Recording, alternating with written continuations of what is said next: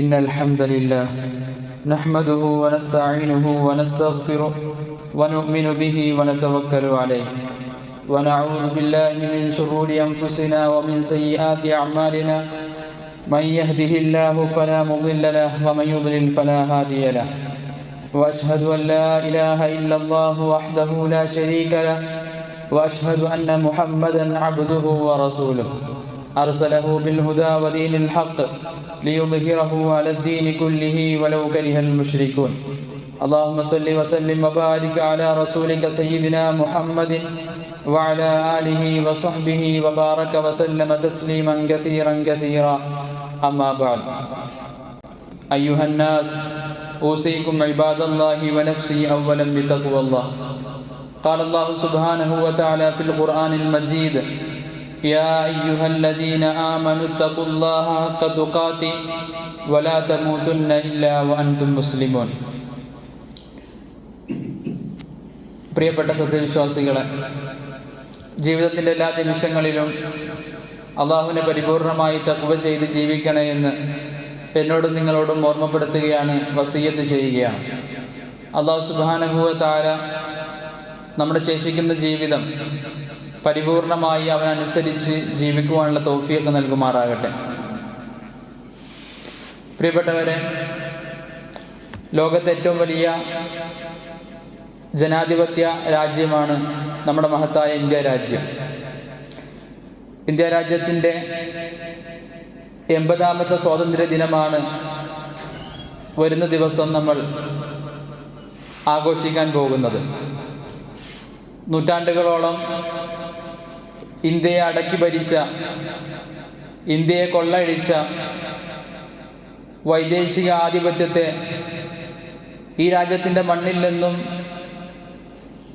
ആട്ടിയോടിച്ചിട്ട് 79 വർഷം പൂർത്തിയാവുകയാണ്. ആ ആട്ടിയോടിച്ചതിൻ്റെ ആഘോഷം എന്ന രൂപത്തിലാണ് എല്ലാ വർഷവും ഓഗസ്റ്റ് 15-ന് നമ്മൾ സ്വാതന്ത്ര്യദിനം ആഘോഷിച്ചു കൊണ്ടിരിക്കുന്നത്. നമ്മുടെ രാജ്യത്തിൻ്റെ തലസ്ഥാനത്ത് അതുമായി ബന്ധപ്പെട്ട പ്രവർത്തനങ്ങൾ നടന്നുകൊണ്ടിരിക്കുന്നു. രാജ്യത്തിൻ്റെ ഓരോ മുക്കുമൂലകളിലും ഓരോ സ്ഥാപനങ്ങളിലും നമ്മൾ ആ ആഘോഷം കൊണ്ടാടാറുണ്ട്. സത്യത്തിൽ എന്തിനാണ് ഒരു മുസ്ലിം സ്വാതന്ത്ര്യദിനം ആഘോഷിക്കുന്നത് എന്ന് ചോദിച്ചാൽ അതിന് പ്രധാനമായും 2 ലക്ഷ്യങ്ങളാണുള്ളത്. ഒന്നാമത്തത്, നമ്മൾ ഇന്ന് അനുഭവിച്ചു കൊണ്ടിരിക്കുന്ന ഈ സ്വാതന്ത്ര്യം എന്നുള്ളത് നമ്മുടെ മുൻഗാമികൾ അവരുടെ രക്തവും അവരുടെ ജീവനും ബലി നൽകിയിട്ട് നമുക്ക് നേടിയെടുത്തു തന്ന സ്വാതന്ത്ര്യമാണ്. ആ മുൻഗാമികളുടെ ത്യാഗങ്ങൾ സ്മരിക്കുക, അതിൽ നിന്നും ഊർജം ഉൾക്കൊള്ളുക, പുതിയ തലമുറയിലേക്ക് ആ സ്മരണകളെ പകർന്നു കൊടുക്കുക എന്നുള്ളതാണ് സ്വാതന്ത്ര്യദിന ആഘോഷത്തിൻ്റെ ഒന്നാമത്തെ ലക്ഷ്യം എന്ന് പറയുന്നത്. രണ്ടാമത്തെ ലക്ഷ്യം, അവർ ജീവനും ജീവിതവും ഒക്കെ സമർപ്പിച്ച് പണിത് ഉയർത്ത ഇന്ത്യ എന്ന മഹത്തായ ആശയം. ഇന്ത്യ എന്നത് കേവലം നമ്മൾ ഭൂപടത്തിൽ കാണുന്ന ഒരു അതിർത്തിയല്ല, മറിച്ച് അതൊരു ആശയമാണ്. ലോകത്തെ മറ്റു രാജ്യങ്ങൾക്കൊന്നും കാണാത്ത പല സവിശേഷമായ ആശയങ്ങളും ഇന്ത്യ എന്ന മഹത്തായ ഈ രാജ്യത്ത് നമുക്ക് കാണാൻ കഴിയും.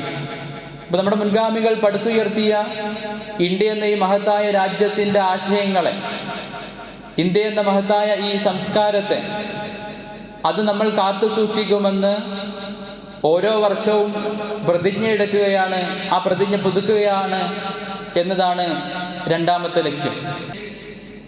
ഇന്ന് മുസ്ലിം സമുദായത്തെ സംബന്ധിച്ചിടത്തോളം അവരുടെ ചരിത്രം നിരന്തരം തിരുത്തപ്പെട്ടുകൊണ്ടിരിക്കുന്ന ഒരു കാലഘട്ടമാണ്. മുസ്ലിം സമുദായത്തിൻ്റെ മുൻഗാമികൾ ഈ രാജ്യത്തിന് വേണ്ടി സഹിച്ച ത്യാഗങ്ങളും പരിശ്രമങ്ങളുമൊന്നും പുതിയ തലമുറ അറിയരുത് എന്ന ജാഗ്രതയിൽ നമ്മുടെ പാഠപുസ്തകങ്ങളിൽ പോലും വലിയ രീതിയിൽ തിരുത്തലുകൾ നടത്തിക്കൊണ്ടിരിക്കുകയാണ്. പുതിയ തലമുറക്ക് ഒരുപക്ഷെ മുസ്ലിം സ്വാതന്ത്ര്യ സമര സേനാനികളെ പറ്റി പരിചയമുണ്ടാവണമെന്നില്ല. രാജ്യത്തിൻ്റെ സ്വാതന്ത്ര്യത്തിന് വേണ്ടി ഒരു സംഭാവനയും നൽകാത്ത ചില പേരുകൾ അവർ പഠിച്ചു വെക്കും, അവരെ പഠിപ്പിക്കും. അപ്പം അതുകൊണ്ട് കഴിഞ്ഞകാല ചരിത്രത്തെ കൃത്യമായി പഠിക്കുകയും അത് പുതിയ തലമുറയിലേക്ക് പകർന്നു കൊടുക്കുകയും ചെയ്യുക എന്നുള്ളത് നമ്മുടെ ബാധ്യതയാണ്. സ്വാതന്ത്ര്യ സമരത്തെ പറ്റി പഠിക്കുമ്പോൾ നമുക്ക് മനസ്സിലാക്കാൻ പറ്റുന്ന ചില കാര്യങ്ങളുണ്ട്. ഒന്നാമതായി, സ്വാതന്ത്ര്യ സമരം ഉദ്ഘാടനം ചെയ്യുന്നത് മുസ്ലിമീങ്ങളാണ് എന്നുള്ളതാണ്. സ്വാതന്ത്ര്യ സമരത്തിന് നാന്ദി കുറിക്കുന്നത്, അത് ആരംഭിക്കുന്നത് മുസ്ലിമീങ്ങളാണ്. 1857 നടന്ന പ്ലാസി യുദ്ധത്തിന് ശേഷമാണ് സത്യത്തിൽ സ്വാതന്ത്ര്യ സമരത്തിൻ്റെ പ്രവർത്തനങ്ങൾ ആരംഭിക്കുന്നത്. അപ്പോൾ ഒന്നാമതായിട്ട് നമ്മൾ മനസ്സിലാക്കേണ്ടത്, ഈ രാജ്യത്തിൻ്റെ സ്വാതന്ത്ര്യ സമരത്തിൻ്റെ ഉദ്ഘാടനം ചെയ്യുന്നത് മുസ്ലിമീങ്ങളാണ്. രണ്ടാമത്തെ കാര്യം, ഈ രാജ്യത്തിൻ്റെ സ്വാതന്ത്ര്യ സമരത്തിന് വേണ്ടി ഏറ്റവും കൂടുതൽ ജീവൻ സമർപ്പിച്ചത് മുസ്ലിമീങ്ങളാണ് എന്നുള്ളതാണ്. മുസ്ലിങ്ങളാണ് സ്വാതന്ത്ര്യ സമരത്തിൽ ഏറ്റവും കൂടുതൽ മരണപ്പെട്ടിട്ടുള്ളത്. ഇന്ന് നമുക്ക് ഇന്ത്യ ഗേറ്റിൽ സ്വാതന്ത്ര്യ സമര പോരാളികളുടെ പേരുകൾ കാണാൻ പറ്റും. അതിൽ പലതും മായ്ക്കപ്പെട്ടിട്ടുണ്ട്. എങ്കിലും നമുക്ക് കാണാൻ പറ്റുന്ന പേരുകളിൽ ഏറ്റവും കൂടുതൽ ഉണ്ടായിരിക്കുന്നത് മുസ്ലിങ്ങളുടെ പേരുകളാണ്.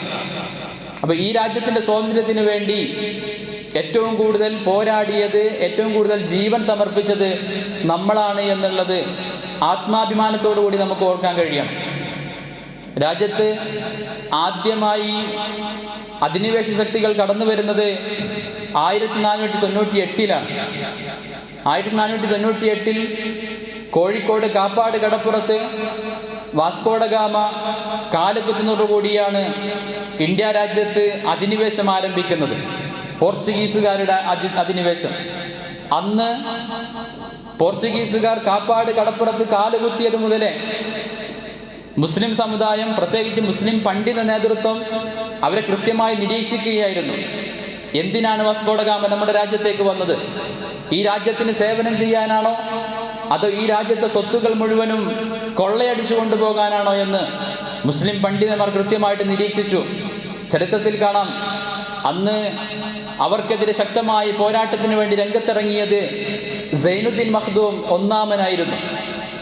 സൈനുദ്ദീൻ മഖ്ദൂം അന്ന് പൊന്നാനി പള്ളിയിൽ ദർസെടുത്തുകൊണ്ടിരിക്കെയാണ് പോർച്ചുഗീസുകാർ കാപ്പാട് കടപ്പുറത്ത് കാലുകുത്തിയിട്ടുണ്ട് എന്നുള്ള വിവരം കിട്ടുന്നത്. സൈനുദ്ദീൻ മഖ്ദൂം റഹ്മത്തുള്ളാഹി അലൈഹി ആ ദർസ് നിർത്തിവെച്ചു. ജനങ്ങൾക്കിടയിലേക്ക് ഇറങ്ങി, ജനങ്ങളെ ബോധവാന്മാരാക്കി, ജനങ്ങളെ സംഘടിപ്പിച്ചു. പോർച്ചുഗീസുകാർക്കെതിരെ ശക്തമായ പോരാട്ടത്തിന് ആഹ്വാനം കൊടുത്തു. അങ്ങനെ സൈനുദ്ദീൻ മഖ്ദൂം റഹ്മത്തുള്ളാഹി അലൈഹിയുടെയും സംഘങ്ങളുടെയും പ്രതിരോധത്തിൻ്റെ മുന്നിൽ പിടിച്ചു നിൽക്കാൻ കഴിയാതെ വാസ്കോഡ ഗാമക്കും സംഘത്തിനും ഈ രാജ്യത്തു നിന്നും പുറത്തു പോകേണ്ടി വന്നു എന്നുള്ളതാണ് ചരിത്രം. അപ്പോൾ ആദ്യത്തെ അധിനിവേശത്തെ ചെറുക്കുന്നത് മുസ്ലിം സമുദായത്തിൻ്റെ പണ്ഡിത നേതൃത്വമായിരുന്നു.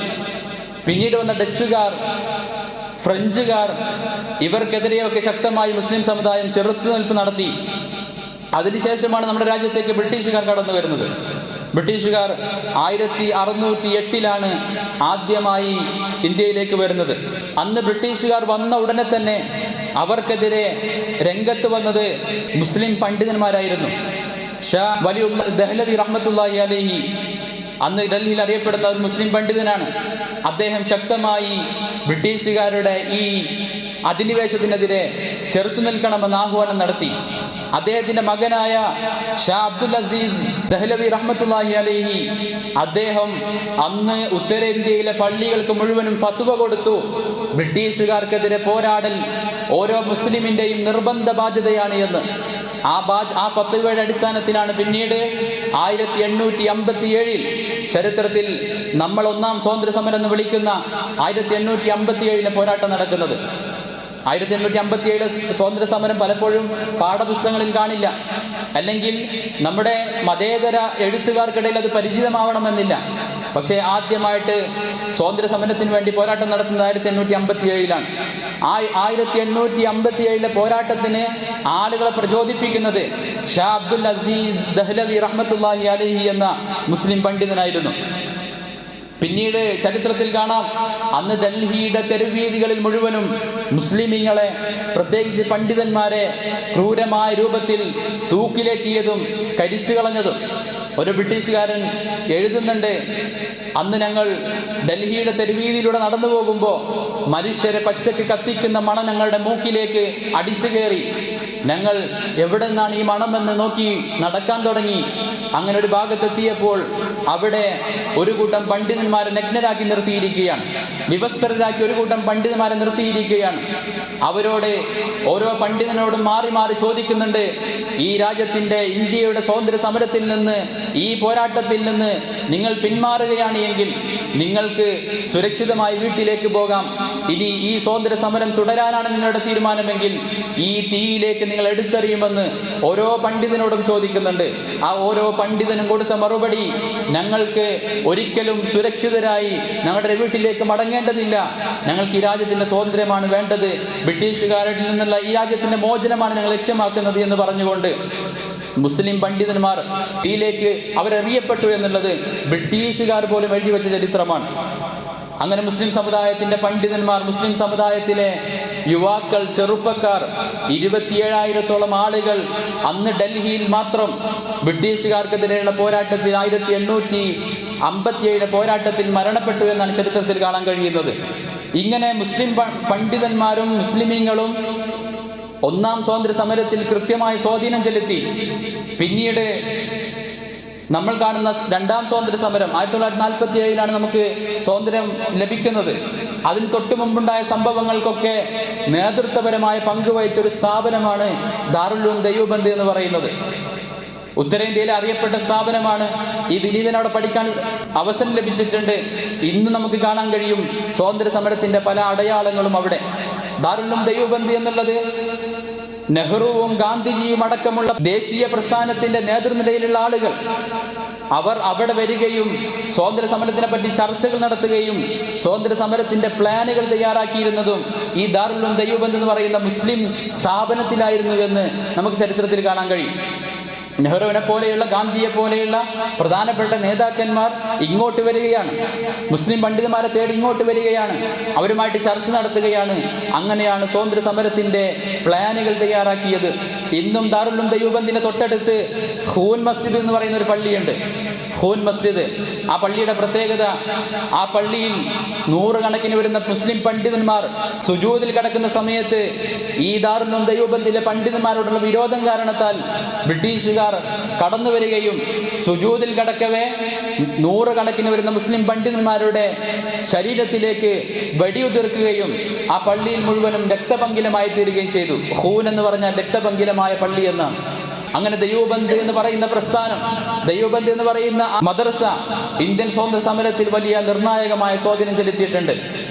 ഇന്ന് സംഘപരിവാരം ആ ദൈവബന്ധ സ്ഥാപനത്തിനെതിരെ പല ആക്ഷേപങ്ങളും പറഞ്ഞുകൊണ്ടിരിക്കുന്നുണ്ട്. കഴിഞ്ഞ ദിവസമാണ് നമ്മൾ കേട്ടത് അവിടെ ഒരു ക്ഷേത്രമുണ്ടായിരുന്നുവെന്ന്. ദാറുൽ ഉലൂം ദൈവബന്ദിന് ഒരു ക്ഷേത്രമുണ്ടായിരുന്നു എന്ന പുതിയ വാദവുമായിട്ട് കടന്നു വന്നിട്ടുണ്ട്. ദാറുൽ ഉലൂം ദൈവബന്ദ് എന്നുള്ളത് സ്വാതന്ത്ര്യ സമരത്തിൽ നിർണായകമായ പങ്ക് വഹിച്ചൊരു സ്ഥാപനമാണ്. ഇങ്ങനെ ഒട്ടനവധി സ്ഥാപനങ്ങളും ഒട്ടനവധി മുസ്ലിം പണ്ഡിതന്മാരും സ്വാതന്ത്ര്യ സമരത്തിന് വേണ്ടി ഒരുപാട് പരിശ്രമങ്ങൾ നടത്തിയിട്ടുണ്ട്. ഇത് സ്വാതന്ത്ര്യദിന ആഘോഷങ്ങളുടെ സന്ദർഭങ്ങളിൽ നമ്മൾ ഓർക്കേണ്ടതുണ്ട്. പുതിയ തലമുറയ്ക്ക് നമ്മൾ പകർന്നു കൊടുക്കേണ്ടതുണ്ട്. നമുക്കറിയാം മൗലാന മുഹമ്മദ് അലി ജൗഹർ, ഒരുപക്ഷെ നിങ്ങളെല്ലാവരും കേട്ടിട്ടുണ്ടായിരിക്കും. 1930 നടന്ന ലണ്ടനിൽ നടന്ന വട്ടമേശ സമ്മേളനത്തിൽ നമ്മുടെ രാജ്യത്തിന്റെ സ്വാതന്ത്ര്യത്തിന് വേണ്ടി ഇന്ത്യയെ പ്രതിനിധീകരിച്ചുകൊണ്ട് ഗാന്ധിജി അയച്ചത് മൗലാന മുഹമ്മദ് അലി ജൗഹറിനെയാണ്. മൗലാന മുഹമ്മദ് അലി ജൗഹർ ഇന്ത്യയുടെ സ്വാതന്ത്ര്യത്തിന് വേണ്ടി സംസാരിക്കാൻ ലണ്ടനിലേക്ക് പോകുമ്പോൾ, ബോംബെയിൽ കപ്പൽ കയറാൻ നിൽക്കുമ്പോൾ ഗാന്ധിജി ചോദിക്കുന്നുണ്ട്, മൗലാന മുഹമ്മദ് അലി ജൗഹർ, താങ്കൾ അവിടെ പോയിട്ട് എന്താണ് സംസാരിക്കാൻ പോകുന്നത്? മൗലാന മുഹമ്മദ് അലി ജൗഹർ അദ്ദേഹത്തിന്റെ പോക്കറ്റിൽ നിന്ന് വിശുദ്ധ ഖുർആനിന്റെ ഒരു ഭാഗം എടുത്തുകൊണ്ട് അദ്ദേഹം പറഞ്ഞു, ഈ ഗ്രന്ഥം എൻ്റെ കയ്യിലുള്ളിടത്തോളം കാലം എനിക്ക് കണ്ടന്റിന് അവിടെ സംസാരിക്കാനുള്ള വിഷയത്തിനൊരു കുറവ് വരികയില്ല എന്ന്. അദ്ദേഹം അവിടെ പോയി ഇന്ത്യയുടെ സ്വാതന്ത്ര്യത്തിന് വേണ്ടി ശക്തമായി വാദിച്ചു. അദ്ദേഹത്തിന്റെ ചരിത്രം കാണാം. അദ്ദേഹം ലണ്ടനിലെ ഓക്സ്ഫോർഡ് യൂണിവേഴ്സിറ്റിയിൽ പഠനം പൂർത്തീകരിച്ച് ഇന്ത്യയിലേക്ക് വന്നപ്പോൾ ആദ്യമായി അദ്ദേഹത്തിന്റെ ഉമ്മ അദ്ദേഹത്തിനോട് പറഞ്ഞത്, മോനെ, ഇനി നീ പഠനം പൂർത്തീകരിച്ചു, ഇനി ജോലിക്കിറങ്ങണമെന്നല്ല, ഇനി നീ നമ്മുടെ രാജ്യത്തിന്റെ സ്വാതന്ത്ര്യത്തിന് വേണ്ടി പോരാടണമെന്നായിരുന്നു. മൗലാന മുഹമ്മദ് അലി ജൗഹറിനോടും മൗലാന മുഹമ്മദ് അലിയോടും തൻ്റെ ഉമ്മ ആമിന ബീഗം പറഞ്ഞു കൊടുത്ത ഉപദേശമായിരുന്നു ഇത്. ഇങ്ങനെ ഒരുപാട് മഹത്തുക്കൾ ഒരുമിച്ച് നിന്ന് നേടിയെടുത്തുന്ന സ്വാതന്ത്ര്യമാണ് നമ്മൾ ഇന്ന് ആഘോഷിച്ചുകൊണ്ടിരിക്കുന്നത്, അനുഭവിച്ചുകൊണ്ടിരിക്കുന്നത് എന്ന് പുതിയ തലമുറ കൃത്യമായിട്ട് മനസ്സിലാക്കേണ്ടതുണ്ട്. ഇനി നമ്മൾ കേരളത്തിലേക്ക് വരികയാണ് എങ്കിൽ കേരളത്തിലെ സ്വാതന്ത്ര്യ സമരത്തിലെ ഏറ്റവും പ്രധാനപ്പെട്ട ചരിത്ര സംഭവമാണ് 1921 മലബാർ സമരം എന്ന് പറയുന്നത്. മലബാർ കലാപം എന്നാണ് അത് ചരിത്രകാരന്മാർ അടയാളപ്പെടുത്തിയിട്ടുള്ളത്. സത്യത്തിൽ അത് കലാപമല്ലായിരുന്നു, മലബാർ സമരം എന്ന് മഹത്വപൂർവ്വം നമ്മൾ മനസ്സിലാക്കേണ്ട ആ ചരിത്ര സംഭവം, അതിൻ്റെ കേന്ദ്രം നമ്മുടെ അടുത്ത പ്രദേശമായ തിരൂരങ്ങാടിയിലായിരുന്നു. ആ സമരത്തിന് നേതൃത്വം കൊടുത്തിരുന്നത് തിരൂരങ്ങാടിയിലെ നടുവിൽ ജുമാ മസ്ജിദിലെ ഇമാമായിരുന്ന ആലി മുസ്ലിയാരായിരുന്നു. ഇന്ത്യയിൽ മുഴുവനും ചർച്ച ചെയ്യപ്പെട്ട മലബാർ സമരം അത് നമ്മുടെ തൊട്ടടുത്ത പ്രദേശത്താണ് നടന്നിരുന്നത്. പിന്നീട് നമ്മൾ നോക്കുകയാണ് എങ്കിൽ സൈനുദ്ദീൻ മഖ്ദൂം രണ്ടാമൻ, ഉമർ ഖാദി, മമ്പുറം തങ്ങൾ, ആലി മുസ്ലിയാർ, കുഞ്ഞാലി മരക്കാർ, മമ്പുറം തങ്ങളുടെ മകൻ ഫസൽ പൂക്കോയ തങ്ങൾ, ഇങ്ങനെ ഒരുപാട് മഹത്തുക്കൾ ഒരുമിച്ച് നേടിയെടുത്തു തന്ന സ്വാതന്ത്ര്യത്തെ നമ്മൾ ആഘോഷിക്കുമ്പോൾ അവരോർക്കാതെ പോകരുത്. അവരെ നമുക്ക് നമ്മുടെ മക്കൾക്ക് പാഠപുസ്തകങ്ങളിലൂടെയോ ചരിത്രങ്ങളിലൂടെയോ ഒരുപക്ഷെ നമുക്ക് മനസ്സിലാക്കാൻ പറ്റണമെന്നില്ല, അവരെ നമുക്ക് പരിചയപ്പെടുത്തി കൊടുക്കാൻ പറ്റണം. അങ്ങനെ ആ ചരിത്ര സംഭവങ്ങൾ ഓർത്ത് ആത്മാഭിമാനത്തോടുകൂടി ഈ രാജ്യത്ത് ജീവിക്കാൻ നമുക്ക് കഴിയണം. ഇന്ന് മുസ്ലിമുകളുടെ അവസ്ഥ, ഈ രാജ്യത്ത് ജീവിക്കുന്നത് ആരോടൊക്കെയോ ഔദാര്യം കൊണ്ടാണ് എന്നാണ് മുസ്ലിമുകൾ ചിന്തിക്കുന്നത്. ആരൊക്കെയോ നേടിയെടുത്തു തന്ന സ്വാതന്ത്ര്യം നമ്മൾ ആഘോഷിക്കുകയാണ്, നമ്മളത് ആചരിക്കുകയാണ്, നമ്മൾ അനുഭവിക്കുകയാണ് എന്നാണ് മുസ്ലിമുകൾ കരുതുന്നത്. അല്ല, നമ്മുടെ മുൻഗാമികൾ കൃത്യമായി പോരാട്ടത്തിലൂടെ നേടിയെടുത്ത് നമ്മുടെ കയ്യിലേക്ക് തന്ന സ്വാതന്ത്ര്യമാണ് ഇന്ന് നമ്മൾ അനുഭവിച്ചു കൊണ്ടിരിക്കുന്നത് എന്ന് നമ്മൾ മനസ്സിലാക്കണം. ഇനി രണ്ടാമത്തെ കാര്യം, ഒന്നാമത് നമ്മൾ പറഞ്ഞു ചരിത്രം കൃത്യമായി മനസ്സിലാക്കുകയും അതിൽ നിന്ന് പാഠം ഉൾക്കൊണ്ട് അതിൽ നിന്ന് പ്രചോദനം ഉൾക്കൊണ്ട് ആത്മാഭിമാനത്തോടുകൂടി രാജ്യത്ത് ജീവിക്കാൻ കഴിയുക എന്നുള്ളതാണ് സ്വാതന്ത്ര്യ ദിന ആഘോഷത്തിൻ്റെ ഒന്നാമത്തെ ലക്ഷ്യം എന്ന് പറയുന്നത്. രണ്ടാമത്തെ ലക്ഷ്യം നമ്മുടെ രാജ്യത്തിൻ്റെ സവിശേഷതകളെ സംരക്ഷിക്കുക എന്നുള്ളതാണ്. മറ്റൊരു രാജ്യത്തിലും ഇല്ലാത്ത സവിശേഷതകൾ നമ്മുടെ രാജ്യത്തിനുണ്ട്. ഒന്നാമതായിട്ട് മതേതരത്വം. മറ്റൊരു രാജ്യത്തിനും ഇത് ഇത്രയും മനോഹരമായ രൂപത്തിൽ നമുക്ക് കാണാൻ കഴിയില്ല. മതേതരത്വം എന്ന വാക്ക് പലപ്പോഴും തെറ്റിദ്ധരിച്ചിട്ടുണ്ട്. മതേതരത്വം എന്ന് പറഞ്ഞാൽ രാജ്യത്തെ പൗരന്മാർ മുഴുവനും അവരുടെ മതങ്ങളൊക്കെ മാറ്റിവെച്ച് ഒരൊറ്റ നിയമത്തിലേക്ക് വരണമെന്നതല്ല അതുകൊണ്ട് അർത്ഥമാക്കുന്നത്. മതങ്ങൾ മുഴുവനും ഇല്ലാതാക്കണമെന്നല്ല അതിനുകൊണ്ട് അർത്ഥമാക്കുന്നത്. നമ്മുടെ ഇന്ത്യൻ ഭരണഘടനയിൽ മതേതരത്വം അടയാളപ്പെടുത്തുന്നത്, മതേതരത്വം വേണമെന്ന് പറയുന്നത് അത് പൗരന്മാർക്കല്ല, രാഷ്ട്രത്തിനാണ്. രാഷ്ട്രത്തിനാണ് മതേതരത്വം വേണ്ടത്. മതേതരമായിരിക്കണം രാഷ്ട്രം. ഒരു പ്രത്യേകമായ മതത്തിനോട് കൂടുതലായ ചായ്വ് പാടില്ല. ഇന്ത്യൻ ഭരണഘടനയിൽ ആർട്ടിക്കിൾ 27 കാണാം, ഏതെങ്കിലും ഒരു മതവിഭാഗത്തിന്റെ സംരക്ഷണത്തിന് വേണ്ടി, പരിപാലനത്തിന് വേണ്ടി, പ്രചാരണത്തിന് വേണ്ടി ഇന്ത്യയുടെ ടാക്സ് ഉപയോഗിക്കാൻ പാടില്ല എന്ന് നമുക്ക് കാണാം. ഇന്ന് നമ്മുടെ പ്രധാനപ്പെട്ട ആള് ഒരു പ്രത്യേകമായ മതത്തിന് വേണ്ടി, അതിൻ്റെ പ്രചാരണത്തിന് വേണ്ടി എന്തൊക്കെയോ ചെയ്തുകൊണ്ടിരിക്കുന്നു. ഭരണഘടനാ വിരുദ്ധമായ പ്രവർത്തനങ്ങൾ. നമ്മുടെ ഭരണഘടന പറയുന്നത് മതേതരത്വമായിരിക്കണം എന്നുള്ളതാണ്. ഒരു പ്രത്യേകമായ മതത്തിനോട് പ്രത്യേകമായ താല്പര്യമോ വിരോധമോ പാടില്ല എന്നുള്ളതാണ് ഒന്നാമത്തെ ഗുണം. ഈ മതേതരത്വം നശിപ്പിക്കാൻ ശ്രമിക്കുന്ന ആളുകൾക്കെതിരെ പ്രതിരോധം സൃഷ്ടിക്കുവാൻ നമുക്ക് സാധിക്കണം എന്നുള്ളതാണ് ഒന്നാമതായിട്ട് നമ്മൾ മനസ്സിലാക്കേണ്ട കാര്യം. അതിന് നമ്മൾ ചെയ്യേണ്ടത് ഹിന്ദു മുസ്ലിം ഐക്യം പ്രധാനമായിട്ടും ശ്രദ്ധിക്കേണ്ടതാണ്. ഒരിക്കലും ഹിന്ദു മുസ്ലിം അനൈക്യമുണ്ടാവാൻ പാടില്ല. ഹിന്ദു മുസ്ലിം അനൈക്യമുണ്ടായാൽ, ഹിന്ദു മുസ്ലിം ലഹളയുണ്ടായാൽ അതിൽ നിന്ന് ആദ്യം മുതലെടുക്കുന്നത് ഫാസിസമായിരിക്കുമെന്ന് നമ്മൾ കൃത്യമായിട്ട് മനസ്സിലാക്കണം. അതുകൊണ്ട് തന്നെ എൻ്റെ അയൽവാസിയായ, എൻ്റെ നാട്ടുകാരനായ ഒരു അമുസ്ലിമിനെയും ഞാൻ മോശമായിട്ട് കാണുകയില്ല. അവനെ വേദനിപ്പിക്കുന്ന ഒന്നും എൻ്റെ ഭാഗത്തു നിന്നുണ്ടാവില്ല എന്ന് നമുക്ക് പ്രതിജ്ഞ എടുക്കാൻ കഴിയണം. പ്രത്യേകിച്ച് നമ്മൾ സോഷ്യൽ മീഡിയയിൽ ഇടപെടുന്ന ആളുകളാണെങ്കിൽ നമ്മുടെ ഒരു പോസ്റ്റ്, നമ്മുടെ ഒരു കമന്റ് അതൊരിക്കലും ഒരു അമുസ്ലിമിനെ വേദനിപ്പിക്കുന്നതാവരുത്. മുസ്ലിങ്ങൾക്കും അമുസ്ലിങ്ങൾക്കും ഇടയിൽ വർഗീയത ഉണ്ടാക്കാൻ വേണ്ടി ചില തൽപര കക്ഷികൾ ശ്രമിച്ചുകൊണ്ടിരിക്കുമ്പോൾ നമ്മൾ അത് ബോധപൂർവ്വം മനസ്സിലാക്കി സാഹോദര്യം സൃഷ്ടിച്ചെടുക്കുവാൻ ശ്രമിക്കേണ്ടതുണ്ട്. ഇതാണ് ഒന്നാമത്തെ കാര്യം. രണ്ടാമത്തത് ജനാധിപത്യമാണ്. ജനാധിപത്യം ഇത്രയും മനോഹരമായിട്ട് അനുഭവിച്ചു കൊണ്ടിരുന്ന രാജ്യം ലോകത്ത് മറ്റിടത്തും ഉണ്ടാവുകയില്ല. ഇന്ന് അതിൽ വലിയ രീതിയിലുള്ള കൈകടത്തലുകൾ നടത്തിക്കൊണ്ടിരിക്കുകയാണ്. ഇന്ന് ആളുകൾക്ക് ഭരണകൂടത്തിനെതിരെ സംസാരിക്കാൻ പറ്റുന്നില്ല, ഭരണാധികാരികൾക്കെതിരെ സംസാരിക്കാൻ പറ്റുന്നില്ല. ഭരണാധികാരികളെ ചോദ്യം ചെയ്യുമ്പോൾ അവരെ തടവറയിലാക്കുകയാണ്. ഭരണകൂടത്തിന്റെ ഭീകരമായ പ്രവർത്തനങ്ങൾ തുറന്നു കാട്ടുമ്പോൾ അത് തീവ്രവാദമാണെന്ന് പറഞ്ഞ് അവരെ തടവറകളിലേക്കാക്കുകയാണ്. സത്യത്തിൽ ജനാധിപത്യം എന്ന് പറയുന്നത് ജനങ്ങൾക്ക് ആധിപത്യമുള്ളൊരു നാട്, അതിനാണ് ജനാധിപത്യ നാട് എന്ന് പറയുന്നത്. ഇവിടെ ജനങ്ങൾക്കാണ് ആധിപത്യമുള്ളത്. ജനങ്ങൾക്ക് ചോദിക്കാനുള്ള അവകാശമുണ്ട്, ജനങ്ങൾക്ക് പ്രതികരിക്കാനുള്ള അവകാശമുണ്ട്. ആ അവകാശത്തെ കൃത്യമായി ഉപയോഗിക്കാൻ നമുക്ക് കഴിയണം എന്നുള്ളതാണ്. ജനാധിപത്യം എന്ന ആ സവിശേഷതയെ കാത്തു സംരക്ഷിക്കുകയും അതിനെ ഉപയോഗപ്പെടുത്തിക്കൊണ്ട് ഈ രാജ്യത്തിന്റെ പുരോഗതിക്ക് വേണ്ടി മുന്നോട്ട് പ്രവർത്തിക്കുകയും ചെയ്യാൻ നമുക്ക് കഴിയണം. അതിനാരൊക്കെ പ്രവർത്തിക്കുന്നുണ്ടോ അവരുടെയൊക്കെ കൂടെ നിൽക്കുവാനും നമുക്ക് കഴിയേണ്ടതുണ്ട്. രാജ്യത്തിന്റെ ഇത്തരത്തിലുള്ള സവിശേഷതകൾ കാത്തു സൂക്ഷിക്കുക എന്നുള്ളതാണ് രണ്ടാമതായിട്ട് നമ്മൾ ഓർക്കേണ്ട കാര്യം.